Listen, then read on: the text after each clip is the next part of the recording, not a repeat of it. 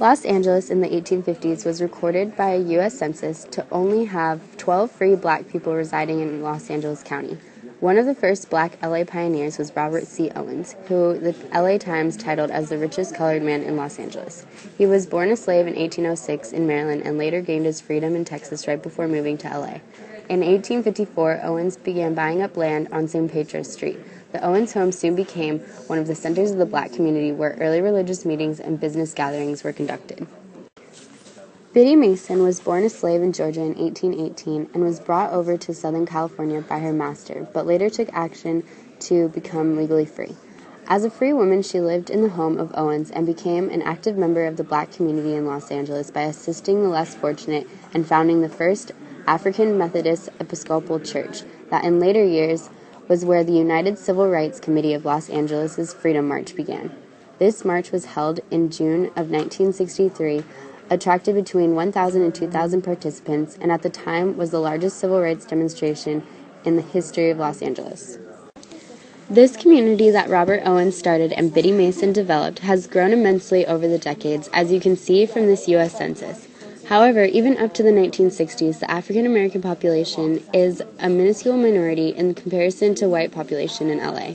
When looking at LA distribution of Negro census of 1960, it is obvious to see how so much racism and discrimination was able to form a presence in LA because there is a very compact area that African Americans lived in, which was surrounded by communities that are categorized as having 0 to 50 African Americans in that area. This racism led to problems like the police brutality in LA that targeted African Americans and uprisings like the Watts riots and much more. Civil rights organizations say the Los Angeles Police Department has a history of brutality and misconduct that goes back a quarter of a century, including one incident that sparked the Watts riots. So far this year, there have been more than 125 complaints of police misconduct filed with watchdog organizations. We no longer want to have to wake up each morning not knowing what fear to expect next. Today, we are not sure that the police is there to protect us.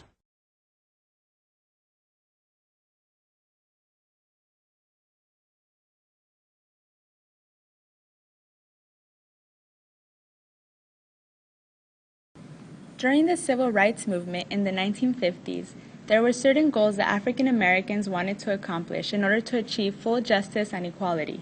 These goals were being granted the freedom of speech, worship, and want. They also wanted unearthed entitlements and basic human rights.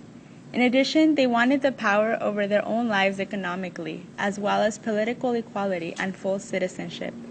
During the civil rights movement, there was also certain groups that took part in helping this movement prove successful, such as the NAACP and the Black Panthers.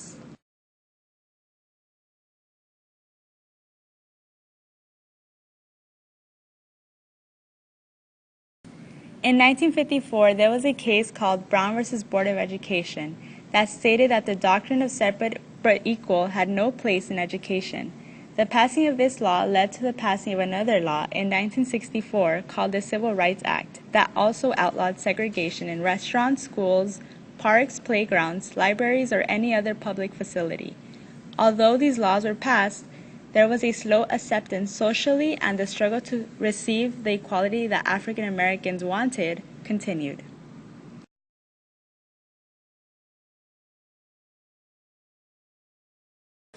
In the 1970s, music was empowering and wanting people to strive forward and be proud of the African American heritage.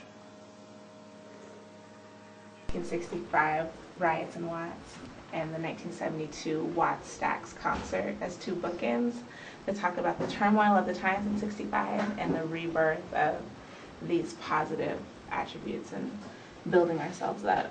So this concert happened in 1972 at the LA Coliseum, and all of these artists were featured. The staple singers were singing like "Respect Yourself" was their hit, and Jesse Jackson was saying "I am somebody." So it was like this resurgence of Black pride and empowerment, all in the Coliseum just 7 years after the whole place was on fire in Watts in 65. So that's kind of the rhythm of the exhibit, that it goes from an explosion to a rebirth. With the emergence of gangs in LA, the more popular music became rap and hip-hop, expressing a view of the gangster life. So, I'm not an authority on this, but the Black Panthers were really a big deal in like the mid-60s, late 60s, but out of Oakland, California. But they became so popular and a lot of people were understanding their message, and so they have chapters all over the country. So in Los Angeles, they had a very strong chapter. It was led by Bunchy Carter, and he was doing a lot of positive things in his community. But there was tensions between other groups, and it actually culminated in this shootout at UCLA in 1971, I believe. And when that broke apart, so as the leader of the Panthers, he was gone, the leadership broke down, the groups spread out, and they actually formed the basis of a lot of the gangs that were established in LA in the late 70s. So that's like Crips and Bloods and stuff. And so how that's reflected in gangster rap and music, I think there's a lot of And that was the start. material. Yeah. So I would read. The stereotypes that African Americans are known by to this day are witnessed in the gangster rap. Damn! What's up? You say you wanna be down east, back, a motherfucker get beat down out my face. Fool, I'm the illest, bulletproof. I die harder than Bruce Willis. Got my crew in effect, I bought them new tags. So much cash, gotta keep it in Pepsi bags. All I think about is T's and G's. Imagine that, me working in Mickey D's. That's a joke, cause I'm never gonna be broke. When I die, I'll be bullets and gun smoke. You don't like my lifestyle, fuck you. Fuck you. I'm rolling with the new Jack crew.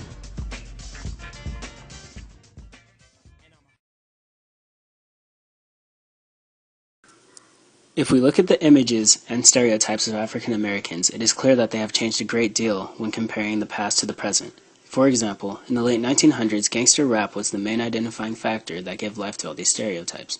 Its result brought upon images of poverty and rebellion, but now there are individuals such as Oprah Winfrey who are helping to reshape and redefine these stereotypes for African American men and women.